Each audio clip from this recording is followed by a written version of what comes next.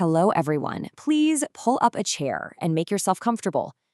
As a senior consultant, I spend a lot of time in stuffy boardrooms, but I've actually found that the best conversations, the ones that literally change how we live and work, happen in relaxed, cozy settings just like this. So, welcome to Empower Fantastic Life. Find your power, live without limits. Today, we're going to dive into a really fun explainer of some incredibly valuable insights that you can use, not just in the office, but in pretty much every single area of your life. So, we've all been there, right?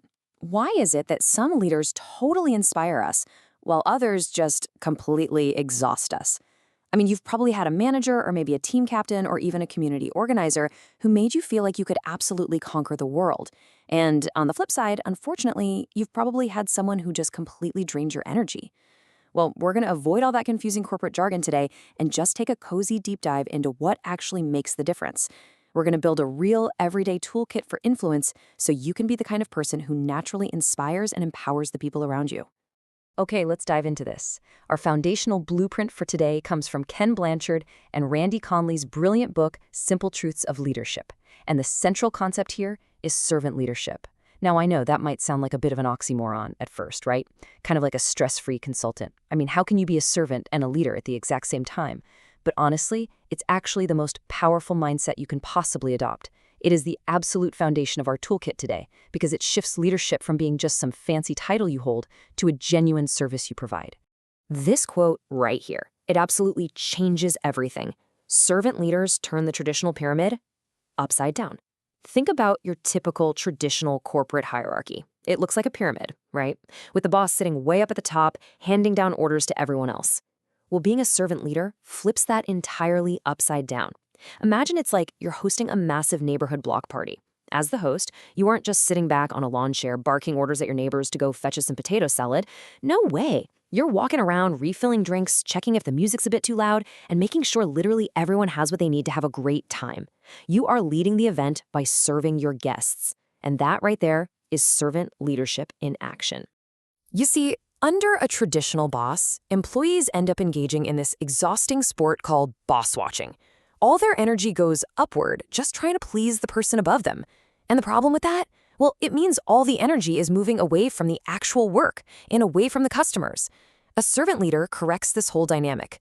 They empower the front line. They make it abundantly clear that they work for their people, not the other way around. Your job as a leader is to be hyper-responsive to your team's needs so that they can be fully responsible for their amazing results. All right, moving on to our next tool, the engine of trust, or as it's often called, the ABCDs. So if servant leadership is the vehicle we're driving, trust is absolutely the engine. And the cool thing is, that engine doesn't just magically appear out of thin air. It's built on specific, highly learnable behaviors. We call these the ABCDs of trust: able, believable, connected, and dependable. Let's translate this using a super everyday scenario, okay? Imagine you're hiring a babysitter for your kids. First up, are they able? Do they have the actual competence to change a diaper or know basic first aid? Second, are they believable? Do they act with integrity? Will they tell you the absolute truth about what happened while you were out? Third, are they connected? Do they actually show genuine care and concern for your children? Or are they just sitting there scrolling on their phone the whole time? And finally, are they dependable? Are they going to show up on time and honor their commitments?